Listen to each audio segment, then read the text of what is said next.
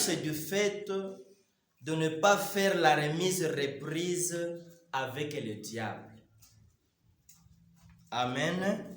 Amen. Na tutaisoma katika kitabu cha Mwanzo. Tafungua Biblia zetu. Kitabu cha Mwanzo.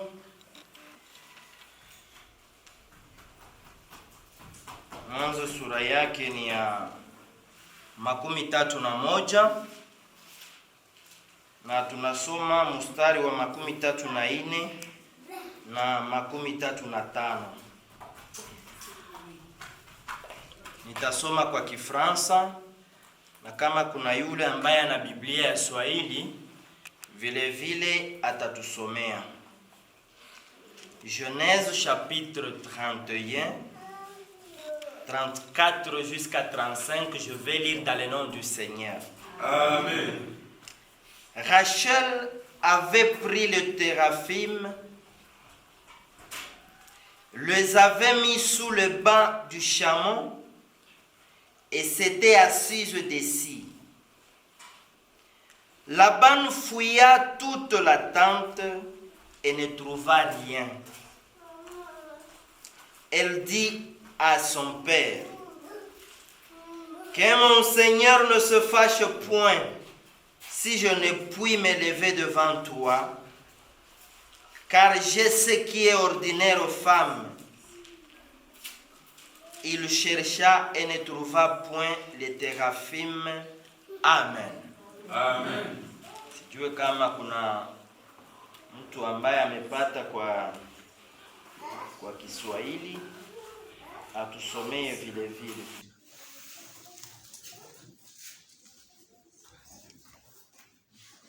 Kama hakuna, tunasoma Kiswahili mjina la Yesu Kristo. Amen.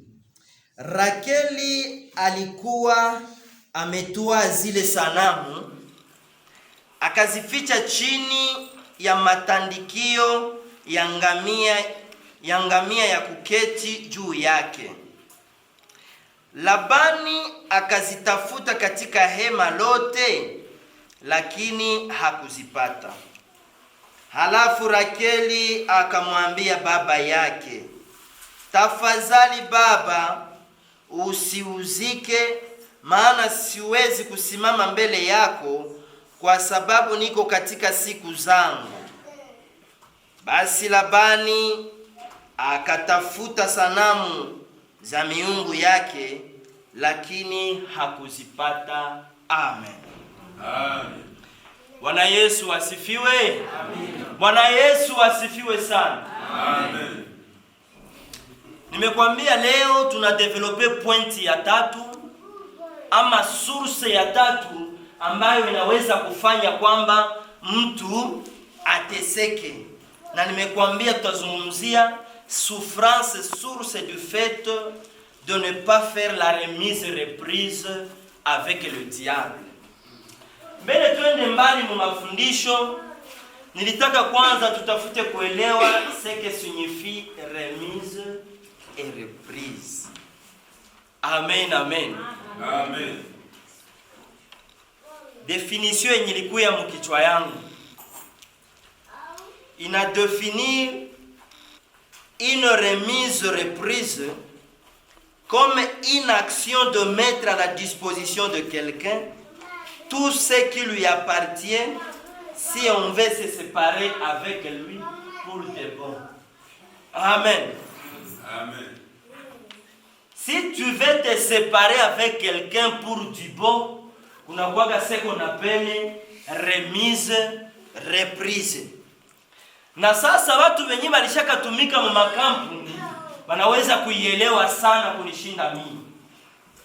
Wakati unataka kutoka mkampuni yenye uko natumika ndani kwenda mkampuni nyingine, lazima utafanya kitu wanaita remise et reprise.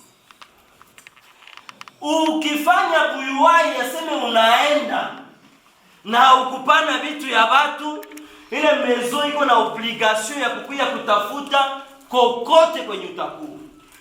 Bwana Yesu atusaidie sana. Haleluya. Amen. Voilà ce qu'on appelle kifupi mu compréhension yeniko très facile, remise, reprise. Bwana Yesu atusaidie sana. Amen. Text ambayo tumesoma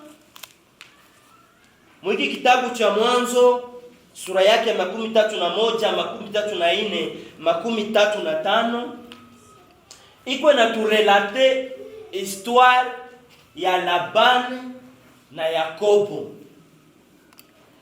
Mimi sitakuwa mrefu vraiment mu histoire, mais kila mtu anaelewa kama wakati kulikuwa probleme entre Yakobo na ndugu yake Esau, apres kumuiba bukubwa, malgré que ilikuwa mpango ya Mungu, iliomba afanye nini? Akwepe. Na wakati alikimbia, kwenye alikimbilia ilikuwa kwa muyomba yake Labani. Wakati amefika kule, ile histoire mnaijua mzuri, sina besoin ya kurudia kule. Meelewa ya kwamba wakati alifika kule, bakabakia, bakaishi, na ikafika siku yenye Yakobo naye bakampa mwanamke alipendaga wa kidogo. Wakati yenyewe walimuletea mwanamke wakamuletea mkubwa, akatumika tena akapata na nani? Na mdogo. Mezosi wakati baliendelea, alikuwa nachunga kondoo za Labani, memo madone naye akapata zake kondoo.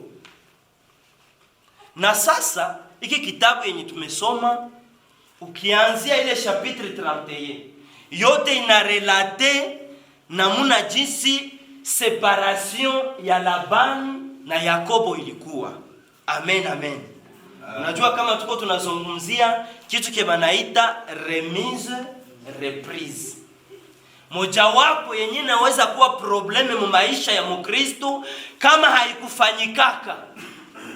Alléluia. Amen. Mbele baji séparer, normalement il fallait faire ce qu'on appelle remise, reprise.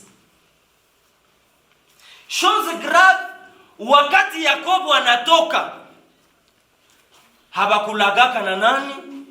Habakulagaka Labani. Biblia inasema wakafanya nini? Wakaenda. Labani atakuya jua kama mko yake alishatoroka na vyake vyote 3 jours après. 3 jours après juu ya nini? Raison ni kwamba fasi kwenye Labani alikuwa anachungia mafugo yake, nafasi kwenye Yakobo alikuwa anafugia mafugo yake, kulikuwa distance yenye ilifale kuvoyager 3 jours. Manake inawezekana Yakobo yeye alikuwa hawaone mwile 3 jours, anajua kama tu wako kule kwenye banafugiaka. Après 3 jours ndio atapata information. Mko yako alishaenda. Alienda na kila chake, amebeba na babibi yake na watu yake ya kazi, wote wamefanya nini? Bameenda. Yakobo anasema présence d'esprit. Hapana Yakobo tafadhali. Labani. Présence d'esprit. Est-ce que aba watu hawawezi kuwa bameenda na vyangu? Ikampatia présence d'esprit ya kufanya nini? Ya kwenda verifier aone kama hakuna chake ambacho walipeleka. Biblia inatuambia Labani alikuwa na miungu yake. Alikuwa na miungu yake. Na ile miungu yake ndio kitu kiadire kenye alikuwa anafanya nini? Alikuwa anajivunia. Inawezekana ndio fasi ya kwanza kwenye alienda verifier. Kwenda verifier na kutana sanamu zake haziko. Miungu yake haiko. Sasa nilifanya utafiti, nimegundua kama hii miungu ya Labani selo yeye ndio ilikuwa inafanya security ya nini? Ya nyumba yake. Akasema ce n'est pas possible. Bangebeba kondolo, bangebeba vingine ningevumilia. Miungu yangu sibaachie. Biblia inasema Labani akakamata batu yake, batoto yake, connaissance zake na bazazi yake, bakafuatana na nani? Na Yakobo. 7 jours après, ndio wanabakutana. Après 7 jours bakabakutana. Ndio anamwambia sasa bikaanza namuna gani? Mulianza aenda je bila kunilaga? Bikaanza muende bila kunilaga. Mwambia ce n'est pas possible. Yakobo anamwambia sasa mie nilikuwa na konti ya kukurandre basi. Kama ni probleme ya bibi yangu, eske nibakianaka na deni? Jibu ni hapana. Eske unaona mimi mafuko yangu kuko yako nilienda nayo? Hapana. Anamwambia sasa ndipo mmetoka, miungu yangu nimeitafuta wala misifanye nini? Misipate. Inawezekana nyie njoo mmekimbia nayo. Amen, amen. Amen. Inawezekana nyie njoo mmekimbia na miungu yangu. Yakobo akasirika. Paske mukiltire yake vitu ya miungu havikukua. Mukiltire ya Yakobo vitu venye vinaitwa miungu havikukua. Yake alikuwa na probleme zingine za kudetourner, mekitu kile wanaita miungu akikukua mkichwa yake. Akasirika akasema ce n'est pas possible. Bwana, kama kunaweza kuwa mtu maligusa kuli yako akufe hapo hapo, akufe kabisa, asiishi tena. Unajua kuna kwa watu wanakuwa wepesi kusema sema. Siku moja nilifundisha nikazungumzia juu ya nguvu ya ulimi. Nilikuwa na teme siku moja nasema uzima na mauti iko ndani ya nini? Ya ulimi. Yakobo alikuwa na confiance na yeye kama bibi yake hakuna maana afanya nini? Usitili yake mtu confiance. Ukona jifanyia confiance wewe peke. Mtu ni mtu. Hata akuwe bwana yako ni mtu, akuwe bibi yako ni nani? Ni mtu. Bwana Yesu atusaidie sana. Yakobo pamoja na kufikiri kama haiwezi wezekana wake mmoja akuwe njoo alibeba hivi vitu, akasema kama kuko malibikusa hapo afanye nini? Akufe. Ora usisahau kama parole inakuwa na nini? Na nguvu. Surtout kama kuko kitu kenye kinaipatia nguvu. Siwe kama kwa mtu ananielewa. Biblia inasema malédiction sans cause haikuwage na effet. Mais kama iko na cause lazima. Bwana Yesu atusaidie sana. Ikaomba wapite ku processus ya verification. Wanaenda mu avion wanaitaka check-in. Ba verifier baangalie est-ce que réellement ile miungu haiko mu masakoshi zao wala mu mavalize zao. Yakobo anasema na mwanzie kwa kile kia nani? Kile kia Rachel kile. Mwanzie akasema tu muyeye, sasa inaweza wezekana tu ni ule Rachel. Juni mwanamke walimpachikaka na hakukuwa anafanya nini? Hakukuwa anampenda. Maneno Lea tafadhali. Wanafika mule mwalea, wanaverifie sakoshi kwa sakoshi, kitu kwa kitu, hawapate kitu. Tante yote wanaverifie, hakuna kitu. Wanaingia mu vitu vya watu yote wenye walikuwa na hakuna kitu. Ikafika wakati sasa ya kuverifie kwa nani? kwa Rachel. Rachel sasa nisikia kama dossier yenyewe naleta baba yake ni kutafuta miungu yake na iko reconnaissance kama yeye ndio iko nayo. Akashanje strategy, naweza wezekana alikuwa naiweka mule mwake, mule mutante. Mesali yona tu babake anakuya presence esprit kamwambia hivi njoo. Viana pia tafuta. Akadeplace. Akabitosha kwenye bilikuwa, akaenda akabitia kungamia. Doke ngamia za banamuke ile masiku zilikuwa nafasi yenyewe unaweza tia kitu na kisha unaikala yulu. Verification. Inafika wakati yenye lazima baende kwenye Rachel iko. Banafika pale Rachel, unajua kama umefanya zambi. Hii teme tutaizungumzia siku nyingine. Teme yenye nasema couvrir la honte du péché, c'est aggraver sa situation. Kuficha aibu ya zambi ni kuzidisha nini?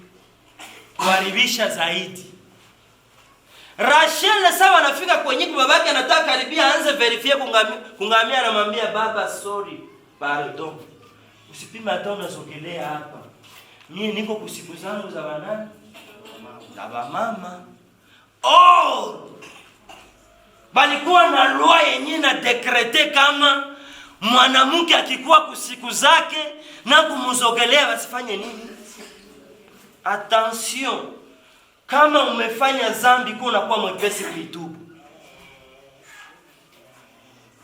Ukifanya zambi unaanza kuvrile watu wasijue, maana yake utaagrave situation yako.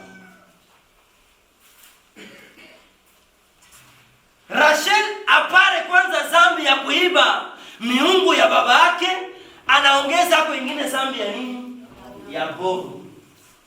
Na ya ujanja iko pale. Bwana Yesu atusaidie sana.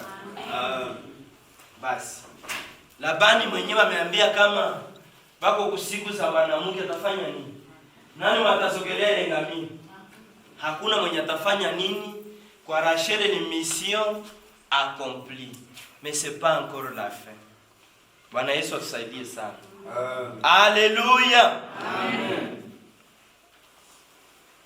Tuko tunazungumzia suteme ambayo inasema source ya mateso yako inaweza wezekana wakati umekuya kwa Yesu au kufanyaka remise reprise.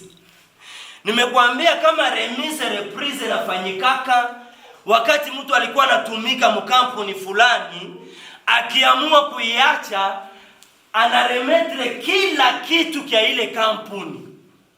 Na kisha remetre ndio banampatia yenyewe wanaitaka attestation de service rendi. Kuateste kama huyu anaenda mikono mweupe, hatu devoir kitu na siye hatu mu devoir kitu.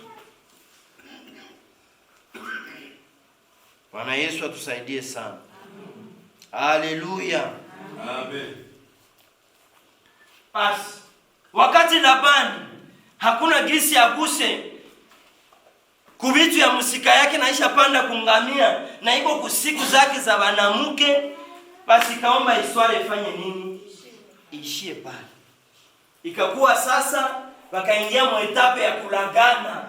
Kumwambia basi hivi mnaenda uchunge wa musika yangu mzuri, muende mzuri. Bwana Yesu atusaidie sana. Haleluya. Amen. Mikitu kenye niko napenda ni epengle hapa. Nirudie nyuma kidogo. Wakati wako wanalagana, Laban iko na prononce maneno yake, iko na bariki comme si ni mtu wa Mungu. Anaitilize aussi jina ya nani? Aseme Mungu akwe témoin ya hii alliance yenye niko nafanya na wewe. Ole bimuleta ni kuja tafuta nini? Ni Mungu yake. Na tuko na watu ya vile mkanisa. Tuko na baserviteur na baservante de Dieu wenye ukisikia iko anazungumuza unaweza kufikiri kwa anazungumuza ni mtu wa Mungu, meiko na vitu yake yenye anafanyaka nini, yenye anatumikiaka hapa. Bwana Yesu atusaidie sana. Bale watu bako malgré que alikuwa kutafuta miungu, memu diskuru zake unakutana kama iko na prononcer kama Mungu aone alliance niko anafanya na mko yake. Bale watu bako. Haleluya. Amen.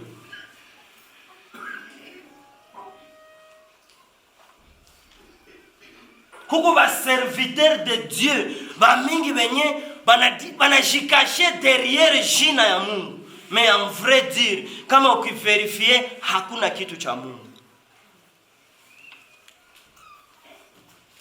Haleluya. Mtu anaweza kuweko na prononcer jina ya Mungu, ana profetiser iko na prononcer Mungu, mais en vrai dire haiko Mungu ndio iko anatumika moyeye.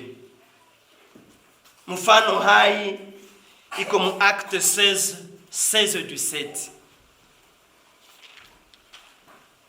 Biblia iko nazungumzia mwanamke mmoja mwenye alikuwa na esprit de python, wala wanaita pepo ya kuaguza.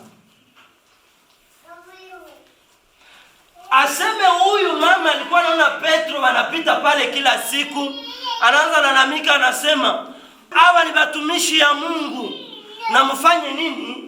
Na mubaheshimie. Mimi alikuwa anasema bongo, silikuwa kweli. Unajua demo ya python wala esprit ya python yenye mama alikuwa nayo ni esprit yenye ilikuwa na kapasite ya kupredire futur. Donc ulikuwa unaweza kukutanana naye, anakuambia musiku zenye ziko mbele kutatokea hiki, kutatokea kile na kile, na zile siku zikifika vile vitu vinafanya nini? Binakuwa vile vile. Sio kama kuko mtu uko unanifuata. Huyu mama aseme alikuwa na watu wenye alikuwa anatumikia. Donc yeye ni kope walimpatiaka, yeye ndio alikuwa na execute. Mais alikuwa na babose wenye kazi. Aseme alikuwa alishaka batajirisha sana. Amen, amen. Mimi nakupatia pole wewe mwenye bakikutabiria tu nazania kila kinyo wamekutabiria kinatoka kwa Mungu. Maandiko yanasema never. Amen, amen. Mtu anaweza kupatia message na inavala mwili lakini haikutoka kwa nani? Na shetani anaweza kurevele. Asema mama alikuwa na esprit de python. Hii esprit ilikuwa inaweza kupredire futur. Ulikuwa unaweza kumkutana, anakuambia huko vitu wenye vitakuwa. Na sasa haiko tu abianzie kwa huyu mama. Hata vizazi yetu wenyewe vilipitaka, banakuambia kama kuko mtu mwenyewe alikuwa wanaenda ona, anakuambia uonyeshe mikono hivi. Akiona mikono yako, anakuambia na jina yako, anakuambia na venye vitakuwa kesho, na ni esprit ya shetani ndio anafanya nini? Amen, amen. Kama uko nabii uko hapa unielewe mzuri, siko na kupiga vita. Amen. Amen. Na ukanielewa mbaya, maana yake inakuwa libanga ya nini? Amen. Amen. Amen, mjakazi mama Igete. Yangu siku hapa kufanya vita na banani. Lakini wakati tuko tunafundisha lazima kutosha ujinga mnini. Kama hatukuifanya, damu ya watu tutaibeba wapi kwa mikono yetu? Na tutaisamba mbele ya Mungu. Kwa sababu tumeitwa kufanya nini? Kufundisha. Tatizo kubwa yenye iko mkizazi kietu kia leo watu yote confiance wameitia mnini? Munabii. Wako wachache ambao wanatia confiance mu parole de Dieu. Ni wachache. Na kama kutakuwa wenye bangali bamoya wenye bangali ku parole de Dieu, mais vraie parole de Dieu ya kukwambia toka mu machafuko one kwa Mungu, nabo ni badogo. Ba mingi watakwambia utabarikiwa, utaenda Ulaya. Mebarikiwe Mungu juu Ulaya leo haiko ya kutushitula tena avec les événements ya Covid na vingine. Donc hatuko na envie tena kwenda wapi? Yes. Amen, amen. Amen. Bwana Yesu atusaidie sana. Huyu mama alikuwa nasema vitu ni vya kweli, paske Petro alikuwa mtumishi wa Mungu. Na wanasema aseme siku zote walikuwa wanapita pale na ule mama iko anafanya nini? Iko analalamika tu vile. Wale watumishi ya Mungu mfanye nini? Mubaheshimie. Et c'était vrai. Mais esprit yenyewe ilikuwa na vrai mule mama, haikuwa esprit ya kutoka kwa Mungu, ilikuwa esprit ya mapepo. Kumbe shetani naye anaweza fanya nini? Anaweza kurevele. Na vitu tena vya nini? Vya kweli. Haleluya. Shetani anaweza kurevele. Aseme huyu mama alikuwa alishaka tajirisha babaere yake. Yeye alimpatia kazi.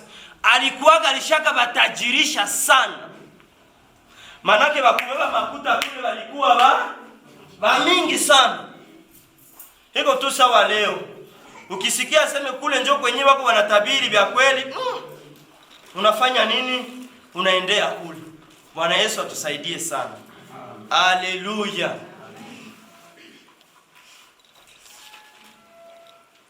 Alikuwa na tabiri de la part de Dieu, mais alikuwa na esprit ya Python.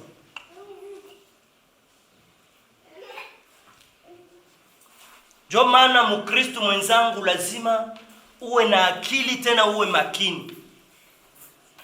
Kwa sababu ukisoma kitabu cha Matendo ya Mitume 22:29 unakutana Biblia nasema aseme musiku za mwisho kutakuwa wengine wenye batajiintroduire musie, me abo ni mbwa mwitu. Amen. Batajiintroduire musie. C'est-à-dire kama tunavalaka marobe nao batafanya nini? Nao batazivala. Me abo ni mbwa mwitu, français ndio nabaita balu ravisseur. Haleluya. Mbwa mwitu kazi yake ni kuravire nini? Kuravire kondoo na inazibeba. Na leo tuko na balu ravisseur ba mingi. Haleluya. Amen. Kama unapenda ujue balu ravisseur, wako parmi batumishi wenye hawezi kuhudumia kutoka yako na kumupa makuta. Amen, amen. Manake yeye mbele aanze kukuhudumia atakwambia nini? Huko wengine anakupatia na faktiri. Atakwambia hii maombi hii moya bei yake ni hii. Na hii nyingine bei yake ni hii. Balu ravisseur mbwa mwitu. Na leo tunayala nao. Wengine atabia na kuambia seme nilipata maono yako lazima niende nikuombee kumulima. Mekuko lazima ulete sadaka ya nini? Ndio wanaitaka yeye. Sadaka ya kwenda kumulima. Sasa nikupoze question. Kama Mungu alikupatia maono uende niombea, mie problem yangu iko wapi? Mie vinaniona kunini? Wewe uko mtumishi wala mjakazi wa nani? Wa Mungu. Patron anakutuma munini? Mumission. Sasa patron nije kujeshimia, nikatuma mtu mumission. Unakuwa nini? Frère de mission. Sasa mimi haiko mimi nimekutuma mumission. Mwenye alikutuma kwanza mimi sikukuwa pale. Na haina maana kwanza kisi babangu anasemaka, haina maana toku yeye niambia shuba bifanye nini? Habinioni. Mwenye alikutuma anapaswa kuwa alikugarantia na yote kisi atafanya nini? Unajua kitu kenye kimefanya kwamba injili wala batumishi ya Mungu bazarauliwe leo, usiku kwa kile kitu nacho. Ndio maana mimi niko naomba batumishi ya Mungu yetu hapa, Mungu atuinue. Amen, amen. Mungu atuinue tufike mulevo yenye kama tunahudumia mtu kama iko na maproblemu mpatie hata $10. Atasema jua alishaka danganywa siku za mingi, asema sasa mimi si aonaga kwa watumishi ya hivi. Unanipa makuta. Unayeku kwa watu walishaka nyanyasiwa sana na balu ravisseur. Sasa kama wewe uko mtumishi wa Mungu, Mungu amekutuma kwa mtu. Unafika kule unamuombea, unampatia hata $5. Unamwambia na hii uuze sukari. Ataona Mungu mzima mwewe. Mais le problème c'est quoi? Ça va naona tu serviteur de Dieu leo. wanaanza kaona kwenye vitakuwa ishia. Amen. Amen. Toka wanaanza kaona kwenye vitakuwa fanya nini? Toka wanajua kama unaweza enda huku unaleta maverse, unaenda moyo wale, unaenda munani, mekwenye utashite wapi? Ikumakuta. Na imefanya kwamba injili leo mpaka wengine wako nasikia haya ya kujipresenter kama ni watumishi ya Mungu. Haleluya. Amen. Uendage tu msoko ya Virunga, utakutana mtu alishawaka. Unasema kweli huyu mtumishi wa Mungu, asante. Mimi kwenye atashite. Na sasa kama uko pale, unasikia tu pale kwenye uko na nani sema, anatenda kubya makuta. Anatenda kubya makuta. Sasa kama uko mtumishi wa Mungu, ukifika pale unapiga injili, unapiga injili, kisha ukishamaliza unaita watu watubu, unakamata moto, unafanya nini? Siku tarudia watasema ule yeye haiko sawa bale yeye. Sasa watumishi ya Mungu, kwanza hapa kwetu kuwaseme tujipatie heshima. Kungali na gisi ya kujipatia heshima. Haleluya. Amen. Nakumbuka historia mwa balinielezeaka. Baba yetu alihudumiaka watu fulani, wakakuya na sadaka, juu walikuwa bapatro, walionaga muujiza ya Mungu. Aseme alikuwa ngali mubashi hapa pembeni. Aseme saba alikuya, bakakuya na makuta, wanakuya kushukuru. Mungu akamwambia usiguse zile makuta. Amen. Oro alikuwa ma difficultés zenye ziko très compliqué. Mungu akamwambia usifanye nini? Na ukigusa mimi nakulumiza. Kamwambia mimi nashukuru Mungu amesema murudie na franka zenu. Amen. Amen. Murudie na nini? Leo kila mtumishi anaanza rudisha franka. Kila mtumishi anaanza rudisha franka leo. Wale wa mama wanaweza kuwa walisirikaka, wanaweza kuwa walisemaka kisi wanataka, memo madone kwenye waliendaga mimi na washa. Wewe sasa huyu ni mtumishi wa Mungu wa aina. Haleluya. Amen. Bwana Yesu atusaidie sana. Watumishi wenzangu, inaweza wezekana tu restore na heshima yetu ya kitumishi irudie. Inawezekana. Misi akatala kama mtumishi wa Mungu hawezi fanyikiwa mkazi ya Mungu yenyewe anafanya. Mikuko njia za mzuri za kufanyikiwa mkazi ya Mungu. Eske mpaka useme tu bongo? Epina utaona ba serviteur de Dieu ya vile wanakuwaka tu bale. Donc unaonaga tu iko tu vile. Haendele yake afanyake kitu. Watu ya kupiga masinga sawa kisi wanazoea kusema. Unaonaga tu hali yake hakuna kitu. Le problème c'est quoi? Ukitafuta kujilipa mkazi ya Mungu, Mungu anakuachaka vile. Mais kama unafanya kazi ya Mungu, uache Mungu akulipe yeye peke. Analipaka mzuri. Amen, amen. Mungu analipaka mzuri. Huko mwenyewe hawezi amini juko mfarsi. Essayez tu kutoka mfarsi, ujirasire kama unafanya kazi ya Mungu kwa roho na kweli. Il est le vrai bailleur de fonds. Mungu analipaka mzuri. Bwana Yesu atusaidie sana. Amen. Watumishi misi ya kwanza. Tunawaza si ya kwanza. Tena sijakuja hapa kukwaza mtu wala kumvunja mtu yoyote moyo. Haleluya. Amen, amen.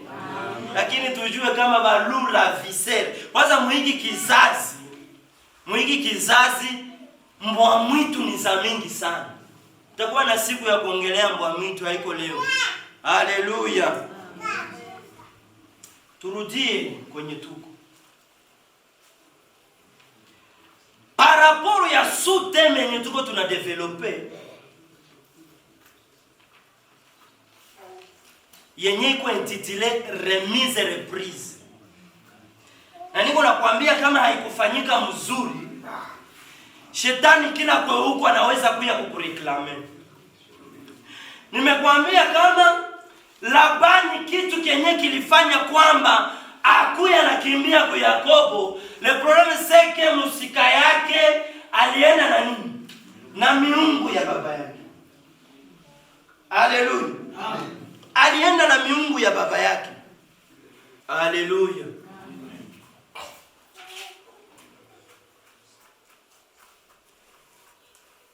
Souffrance yenye inaweza kutokana na kutokufanya remise reprise na shetani.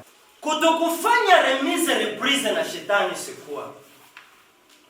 Unajua wakati umeamini Yesu Kristo kuwa Bwana na Mwokozi wa maisha yako, kuko jinsi ulikuwa unajikomporte zamani. Amen.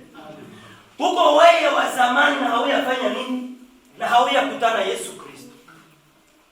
Na ifale wakati unakutanana na Yesu Kristo, kukue jinsi utaanza kukua tofauti na jinsi ulikuwa zamani. Alo, wakati mtu yuko kwa shetani, huko hali zake zenye anakuwaka nazo. Huko mtu mwenye siku alikuwa kwa shetani alikuwa anagombana 3 wafu par jour. Na wanaweza muluwe hata ende gombaniana. Kuko mtu manake yeye kutosha konde ni unafanya tu ushapata konde. Wale watu wanakuwaka. Kuko wengine sasa walikuwa kwa shetani walikuwa wezi wa kupindukia. Wengine walikuwa walevi wa kupindukia. Wengine walikuwa basharati wa kupindukia. Walikuwa na kapasite ya kulala hata na wanaume 10 kusiku. Huo fasi kwa nilikuwa naingia, wakaambia mama wako namfanyia deliverance, roho akamexige, akampa papier na karatasi aandike wanaume wote wenye alishakalala nao. Alifikaga kuseka nefu na wengine akabasahau. Siniko nakwambia. Alifikaga kuseka nefu, mimi na unaona tu kama kuko na wengine wenye amefanya nini? Wakati hauya kutana na Yesu vile vitu vinafanya nini? Vinawezekana. Unajua kenye kinaweza kufanya leo usikuwe kisu ulikuwa ni kale kazamiri kenye uko nako. Bwana Yesu atusaidie sana. Haleluya. Amen. Remise reprise. Le grand problème qui est là est que Yakobo ametoka kwa Labani. Parmi bibi yake kuko mwenye ameenda na nini? Ameenda na miungu ya baba yake. Ni sawa kisi tuko humu, kuko watu wenye wako humu na mangali wanafanya wenyewe walikuwa wanafanya na mangali kwa baba yao shetani. Donc remise reprise alifanyaka nini? Normalement siku uliokoko na kuya kwa Yesu, ulipaswa achia shetani ulevi. Ulipaswa muachia wizi. Ulipaswa muachia kutukanana. Ulipaswa muachia muachia. Mais le grand problème na yenyewe inafanya kwamba mkanisa tuko na maprobleme ni kwamba tuko na watu wenyewe bali kuyaga na vya watu na wakufanya nini? Jona kuna kutana mkanisa kila siku. Kanisa ilipaswa kuwa fasi kwenye tulipaswa kuwa stable. Tuko na upendo ya mzuri. Mimi unakutana tena mkanisa huyu na huyu aidie chungu moja. Huyu akiona huyu inakuwa problem. Le problème haiko vile ni conséquence, mais problème c'est que remise reprise haifanya nini? Haikufanyika. Remise reprise haikufanyika. Na sasa kama remise reprise haikufanyika ni dossier tu. Ndio maana unaona mkanisa ni kukokotana huku na huku.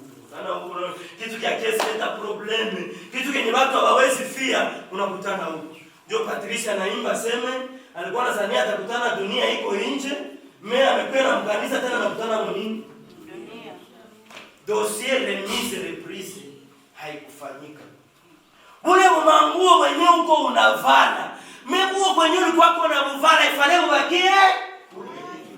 Sasa unakufuata hapo nini? Bunakufuata hako nini na japo shashonjeka. Haleluya. Nizungumzie karakteristike ya mtu mwenye remise reprise Yeshua. Ile comment.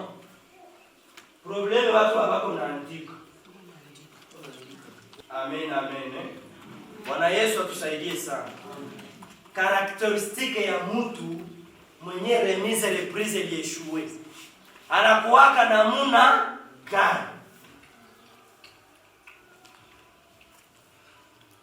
Tusome Apocalypse 3:16.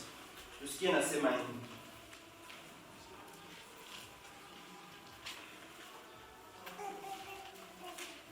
Kitabu cha Ufunuo 3:16. 3:16 Ufunuo nasema hivi. 3:16 Ufunuo. Basi kwa sababu una uvuguvugu wala hu baridi wala moto, nitakutapika utoke katika kinywa changu. Kwa kuwa wasema mimi ni tajiri, nimejitajirisha wala sina haja ya kitu, nawe hujui ya kuwa wewe u mnyonge na mwenye mashaka na maskini na kipofu na uchi.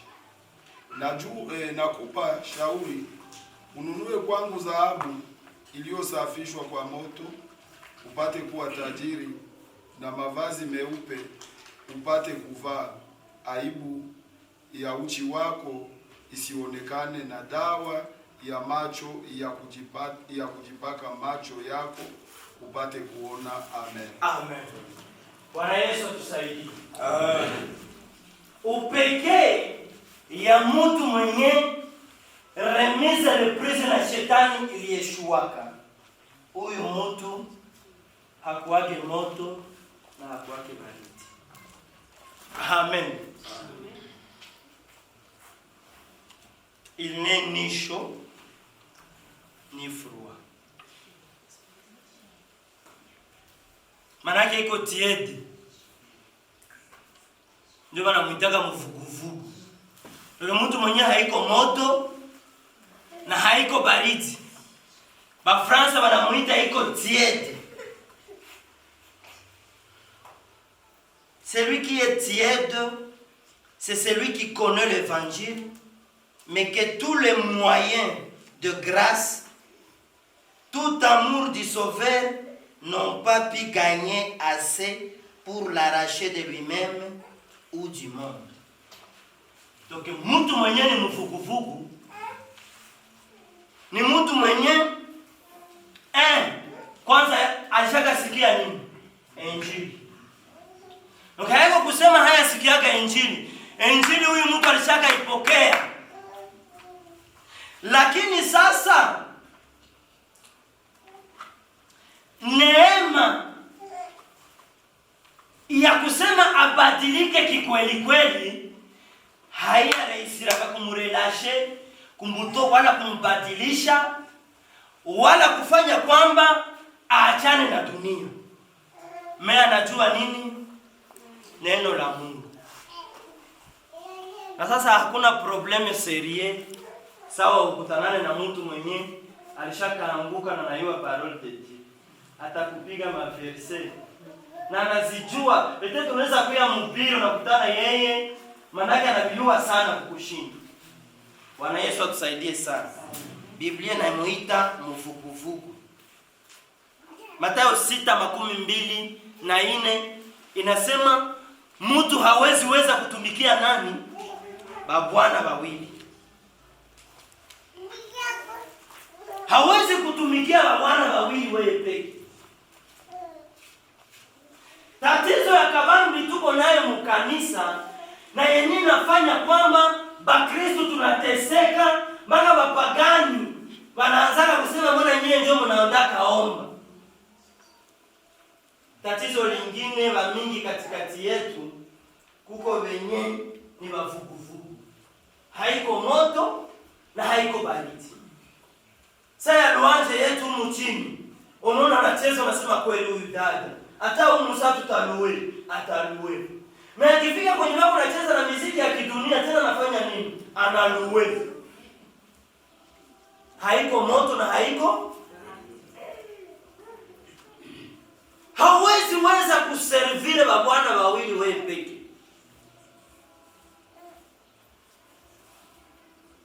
Mathayo 12:30 ndio nasema kama hauko na Mungu maana yake uko kontre yeye. Kama hauko na Mungu ina maana uko kontre nani? Kontre Mungu. Nifanye kwanza komantere kidogo paraporo ya kukua baridi na kukua tiete. Unaweza chagua nini? Entre kukua baridi na kukua tiete. Wakikwambia uchague utachagua nini? Ni jibu yako. Costa unaweza chagua nini?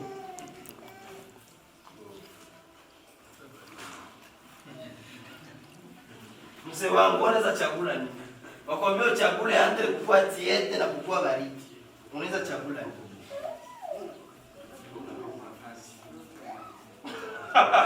Ya nasema vyote ni vya nguvu.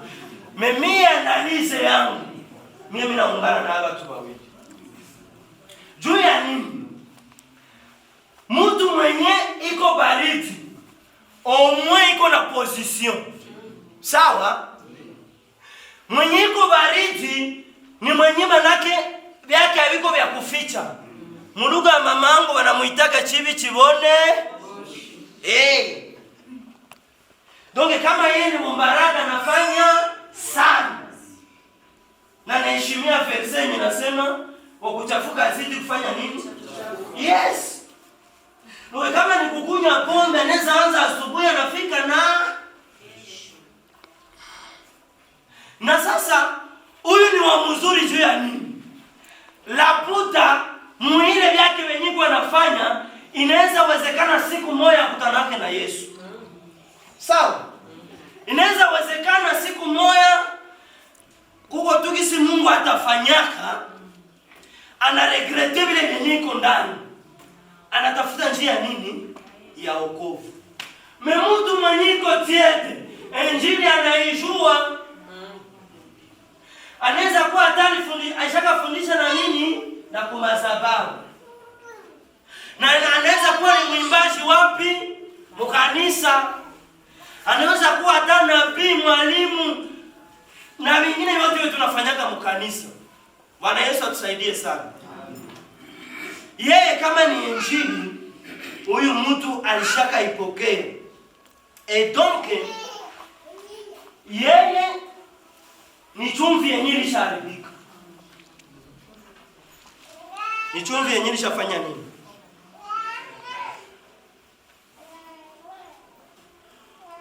Haleluya. Afadhali tena kukua baridi. Matthieu 21:28-31 inarelate histoire ya baba moya mwenye alikuwa na watoto mbili. Asema naambia mmoja, mimi napenda uende mshamba ufanye nini? Ulimie mizabibu yako. Ule wa kwanza yakakuwa reyele. Ndio niko nakwambia omwe mwenyiko furua. Akaambia baba yake mimi sitaki. Sawa? Mais un moment donné kwenye alienda zamiri zikafanya nini? Alikatalia baba yake, mais kwenye alienda zamiri zikamtumika akafanya nini? Akakamata jembe akaenda mshamba. Asema ule wa kwanza alikatala jua baba yake akujua kama alifinile kwenda wapi mshamba. Anaita mwingine anamwambia bwana uende mshamba utengenezee mizabibu yetu. Ule akamwambia ndiyo papa, mimi naenda. Sasa alitika ndiyo papa, mimi naenda, akavunja ngambo yake na kufanya nini? Kisha ule Yesu anauliza katikati ya wale watoto wawili, omwe nani? Omwe mwenye alikatana kisha nyuma zamiri zikafanya nini? Zikamgonga kaeni. Ule ni mfano mfano ya mtu mwenye iko baridi. Donc anaweza kuonyesha position yake mbaya. Yeye kwake ni mbaya. Lakini ule mtu anaweza kupata neema, anafanya nini? Anabadilika. Anaweza pata neema, anabadilika.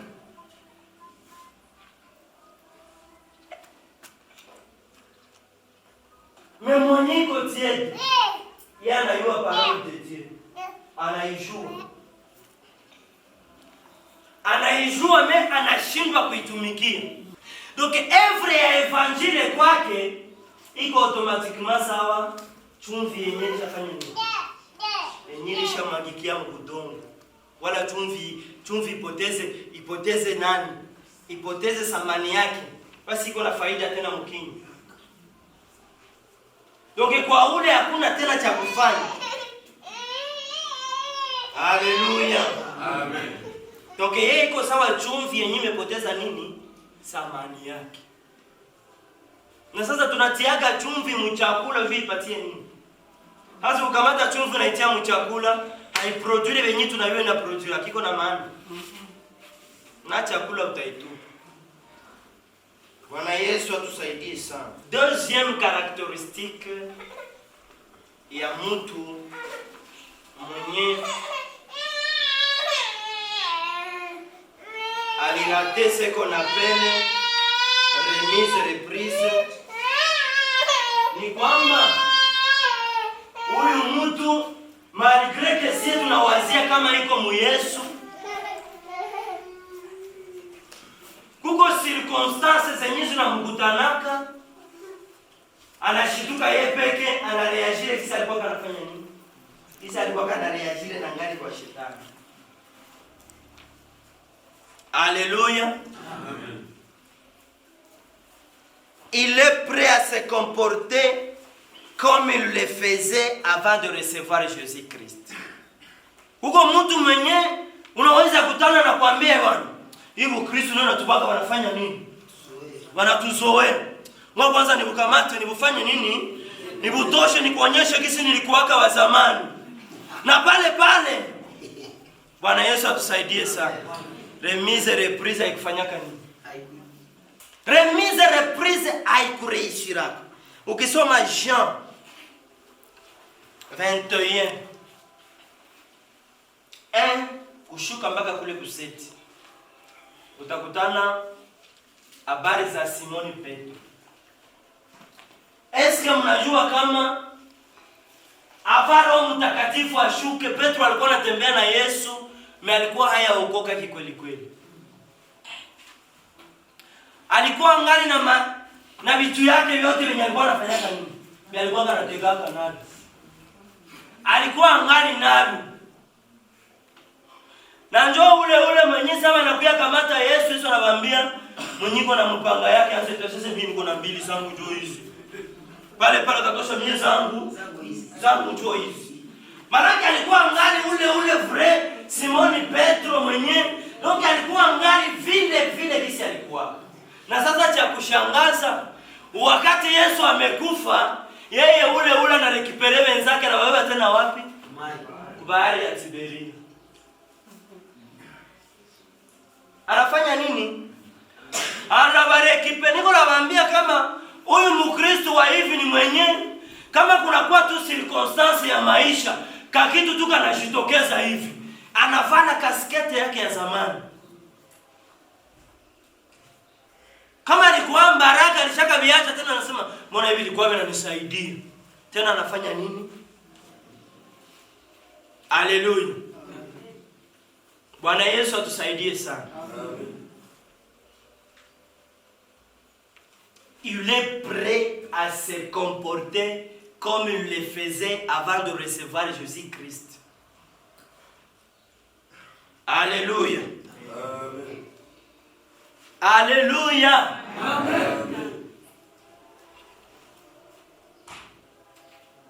Petro amerudisha wenzake wapi?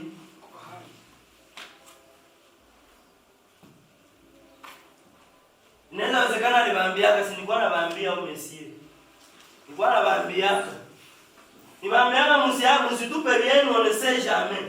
Huko ba Kristo wenye wanakuwa na on ne sait jamais. On ne sait jamais. Unasema ulikuwa mchawi, unaacha uchawi, unakuja kwa Yesu, unakamata nusu, unaleta tunachoma ukanisa, unasema yeye haka nako mtu ajuake. Haka kabakie kwanza mtu afanyage nini? Mtu ajuake. Haleluya. Sasa mtu ajuake.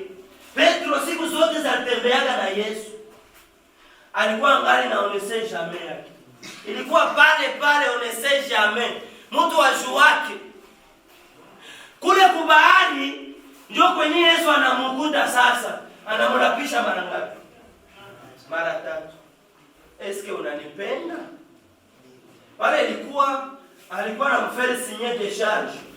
Maana tusaidie sana. Wale ndio alikuwa na signé de charge sasa Petro ule. Ambe Simoni unanipenda? Asema mimi nakupenda. Simoni unanipenda? Mimi nakupenda. Tena wanamwambia Simoni unanipenda? Na wewe unaelewa kama mimi nakupenda. Bwana Yesu atusaidie sana. Pale walikuwa na mfere signé de charge. C'était profond. Après pale sasa ndio na Roho Mtakatifu atafanya nini? Atashuka Petro sasa ndio akakuwa Petro. Mbele alikuwa anatembea na Yesu na ngali na vitu yake yote. Sawa kisi kuko ba Kristo wetuko nao hapa, tunawaonaga tuna vitambara ya mweupe hapa, kule nje wanawaima mkaski nyingine.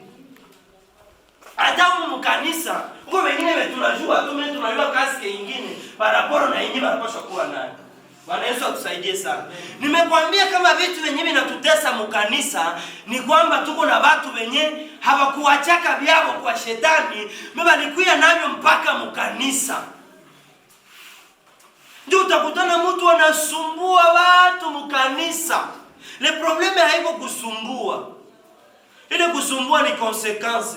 Mitatizo ya kabambi ni kwamba remise reprise haikufanyikaka. Na kama ilifanyikaka ilikuwa vipande. Bwana Yesu atusaidie sana. Amen. Sasa kama unaishi na watu wenye remise reprise haikufanyikaka mzuri, par exemple mkanisa, hautamfukuza. Hautafanya nini? Hautamfukuza. Uko obligé kuishi naye jinsi na visikusumbua tena. Amen. Parmi maturité ya mtu aussi il faut kujua kuishi na watu kisi bako. Kuko ingine mtu yenye kama imekunjama naisha komala, atawe ndio specialiste mkutengeneza miti. Tu vas échouer. Uko obligé kuishi naye. Amen. Amen. Uko obligé kuishi naye. Haleluya. Amen. Bwana Yesu atusaidie sana. Amen. Bakristo wenye wako tayari kureagir kisi walikuwa na reagir zamani. Huo mwingine tu, unajua kukuwa Mkristo haiyamaanisha kama unakuya ishi raha hapa kudunia, never. Biblia inasema kuko wakati yenye unaweza kufurahi na wakati mwingine havitatembea mzuri. Il y a un temps pour toute chose. Maintenant un chrétien unapaswa kujiattendre kwa kila kitu. Kama ni wakati yenye vitu havitembee, basi kubali kwanza vitu vikue vile. Hapana tena kumanifeste hali zenye ulikuwa na urudie tena kule kwenye ulikuwaka. Haleluya. Amen. Atuambie tuaseme waliona Dr. Benjamin kwa nagombana kwa nini? Utajua tu kama kufaka imisi. Aseme waliniona niko nagombana wapi? Na sasa hivi leo mitandao ilishaka saidia visodo yote tutafanya nini? Donc dans moins de 5 minutes kila mtu atafanya nini? Kila mtu atajua. Ndio maana Mkristo hauna droit kuelewa. Huko vingine wenyewe unaweza katala kufanya juu jina la Yesu lisifanye nini? Yes. Huko vingine utajifunga. Hata kama mtu anaweza kuyatupa, iko natembea na kuingia kofa. Bien. Ndio. Uko na pengine mjui. Uko natembea tu anakuya tena ya mzuri. Papa. Kama tu remise reprise ilata. Pale utaonyesha kama uko shotokane na unayafanya nini. Ulifanyaga karate. Basi tekniki na bote yako. Tekniki iko pale. Tunaona nilikuwa nacheza kabuni. Wewe unazaniwa kunitia mtere. Mimi naweza kuwa tu nini? Nefa kwa veterani. Fala. Mimi siko nini? Tekniki iko pale. Kama ulikuwa kambaraka wa kunyang'anya sex, uko nayo mpaka wapi? Pale uko nayo. Na kama ulikuwa mlevi, pale kwenye ulikuwa na kunywa na astronauti sililungula. Mumeona unafanya siku ngapi? Siwasha natengeneza biombi. Sasa. Ndio kwenye ulikuwa na kunywa kote kungali hii pale. Donc kama remise reprise haikufanyika mzuri, c'est compliqué. Na nimekuambia kama probleme ya kabambi yenye uko nayo. Parmi ma probleme zenye uko nazo ni kwamba remise reprise yako wewe na Mungu haikufanyikaka mzuri, wewe na shetani plito. Haikufanyikaka mzuri. Na tutatoka hapa hata kama umesikia huko matenda jikomporte kisi alikuwa anajikomporta kazamani. Na njoo inakuwa friend. Watu hawawezi kuja tena kukanisa juu ya comportement yako. Haleluya. Unajua huo kitu unaweza fanya kule kwako, hayo kusema mbona ukamate tu Biblia. Kwanza normalement evangelisation tulipaswa kufanya hii masiku sie ba Kristo, ilipaswa kuwa evangelisation matendo. Amen. Huo kitu unaweza fanyia bwana yako.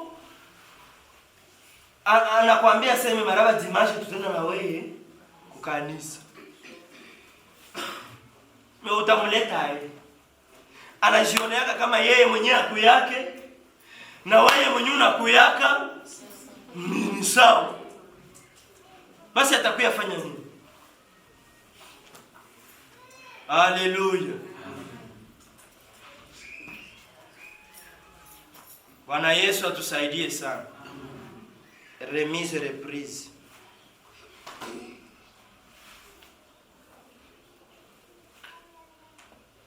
Bwana Yesu atusaidie sana. Amen. Et donc, ni wajibu ya kila mtu mwenyeko hapa kufanya kitu kile wanaita introspection. Introspection mwenye asikie français na maana kujiangalia kwa ndani. Est-ce que réellement remise reprise yangu na shetani ilikuwa effective? Haiwezi kuwa mojawapo ya vitu vyenye vinafanya mpaka leo ningali nateseka. Nimekuambia habari za mvuguvugu. Mungu abariki yake wavuguvugu. Seswate huko kwake wala hauko kwake.